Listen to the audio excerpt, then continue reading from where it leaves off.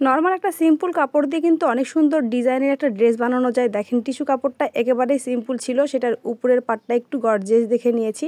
আর এই জিনিসটা তৈরি করতে আমাদের একেবারেই সহজ উপায় যে ড্রেসটা করেছিলাম সেটাই সিম্পলভাবে আপনাদেরকে দেখাবো। যে আসলে রুমাল শার্ট করে সুন্দর করে গাউন ফ্রকটা বানানো হয়েছে, চারিদিকে ডবল লেস দিয়েছি আমরা। আর লেসটা এখানে মানে কাপড় অনুযায়ী, কাপড়ের উপরের পার্ট অনুযায়ী আমরা লেসটা কিনেছিলাম। তো এখন সম্পূর্ণটাই চারিদিকে ডবল করে এই লেসটা লাগানো হবে। তো লাগানো কমপ্লিট হয়ে গেছে, দেখেন এতটা ভালো লাগতেছে। এটা মানে সিঙ্গেল দেওয়ার পর আমরা দেখাচ্ছিলাম, পরে আসলে সম্পূর্ণটা দেখাবো। আর প্রথমে তো দেখেই বুঝতে পেরেছেন যে কেমন লাগতেছে। আর নিচের যেটা ফলস ছিল সেটা কিন্তু আমরা মানে ইনারটা ওটা কিন্তু এখনও সেলাই দেয় নাই, পরে একটু কেটে সমান করে নিয়ে পরে সেলাই দিয়েছি। আর যেহেতু ঈদের আগে এই ড্রেসটা আর আমি ব্যাগের ভিডিওটা দেখাইছিলাম, এখন ড্রেস কমপ্লিট হয়ে গেছে, আমি পরে দেখাবো সেইটা। আর এখানে আমি একটা প্রজাপতি করব। আর একেবারে সিম্পলভাবে প্রজাপতি করতে হয়, 3 কোণা করে কেটে, কিন্তু উপরের দিকে যে অংশটা থাকে সেটা একটু কোণা করে বড় অংশটা রাখতে হয়।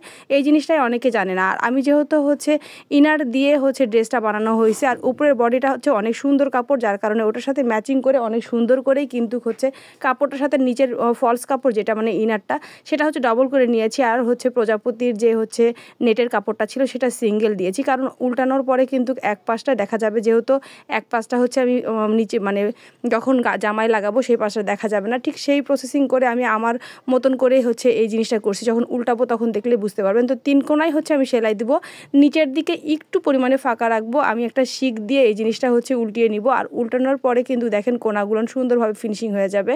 আর একটু এই দেখেন ফাঁকা রেখেছি, এটা তো দেখলেই বুঝতে পারবেন।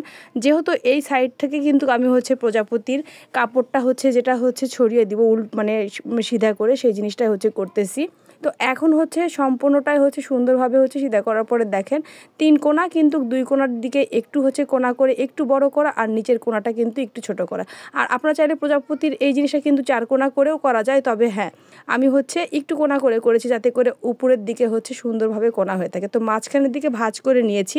ভাঁজ করার পরে মাঝখান থেকে সুন্দরভাবে কাঁথা ফোড় দিয়ে যেভাবে সেলাই করতে হয় ঠিক কাঁথা ফোড়টা দেওয়ার পরে একদম সুতাটা টান দিয়ে মাঝখান থেকে গোল করে পেঁচিয়ে নিয়ে বাস মাঝখানের অংশটা ভাঁজ দিয়ে নিব, মাঝখান করে নিব। পিছনের দিকে এই ফুলটা দেওয়া হয়েছে। আর সামনের দিকে আসলে গোলাপ দিতে চেয়েছিলাম, কিন্তু অনেক রাত আজ এখন বাজে 1টা। তো রাত্রেবেলায় আমি এই জিনিসটা কমপ্লিট করেছি। আর সকালে এসে পরে জামাটা নিয়ে গেছে। আর এই প্রজাপতিগুলো গোটা ড্রেসের মধ্যে দেওয়ার কথা ছিল, কিন্তু আসলে সময় পাই নাই। আর ফুলের মাঝখানে 3টা পুঁথি দিয়ে সুন্দর করে আমি সেট করে ফেলেছি।